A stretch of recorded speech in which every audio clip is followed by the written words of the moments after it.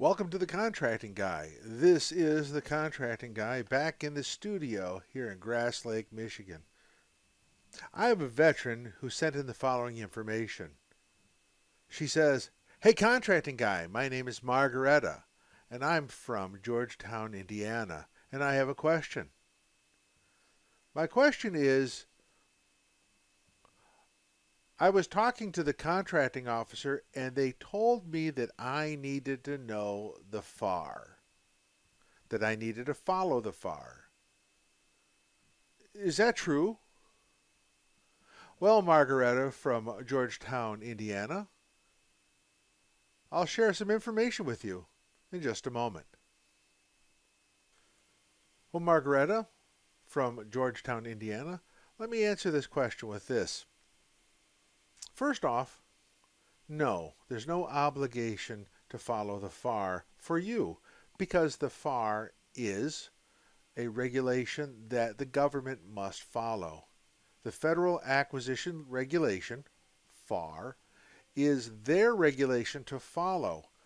What you need to do is know what their rules are to ensure that they are following their rules. Now, this is said quite clearly by a friend of the Contracting Guy, Christoph Malarchik, who wrote the book Government Contracts in Plain English.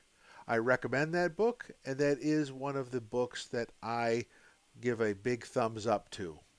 So that is one of my favorite books on usability in the discipline of contracting. But for you to know the FAR, that is not necessary. What you do need to do is you must know your contract. You must know the solicitation, but you also must know the contract because it is the contract which you will have to fulfill. That's the one that is going to make you compliant with the requirements of the evaluation factors as well as in developing your proposal. So you don't need to know the FAR. You need to know enough about the FAR to question whether the contracting officer is doing what they need to do. Now, Christoph says it quite clearly in his book, and has constantly said that throughout his writings through LinkedIn and other places, is that the FAR is written for the government. And that's clear. It's written for the government. It's not written for you. But like all good information gathering techniques, knowing what the government has to do makes you a better seller, because the more you can smooth the road, the better it is for the government to read and to digest. One of the simple practices that I always encourage contracting people to do, particularly sellers and small businesses, is to mirror. Christopher Voss speaks of that in his book on negotiations. But you mirror that. If they say something, you mirror it back. Because the government likes to see this.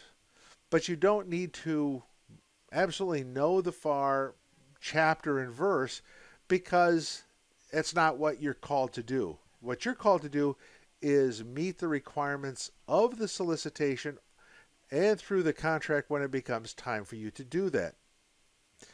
Now, this is a pretty simple, quick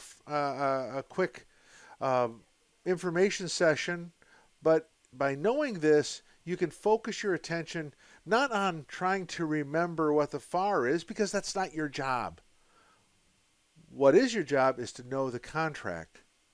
And to the extent that the FAR and the contract merge, and the rules of the administrative rules that the government has to follow affects you, you should know those so that you can cry foul when that occurs. Well, Margaretta from Georgetown, Indiana, I hope this has been helpful to you. This is the Contracting Guy. I'm out. Thank you for watching the Contracting Guy. Please like, subscribe, and share the video. We'd appreciate that. This is the Contracting Guy. I'm out.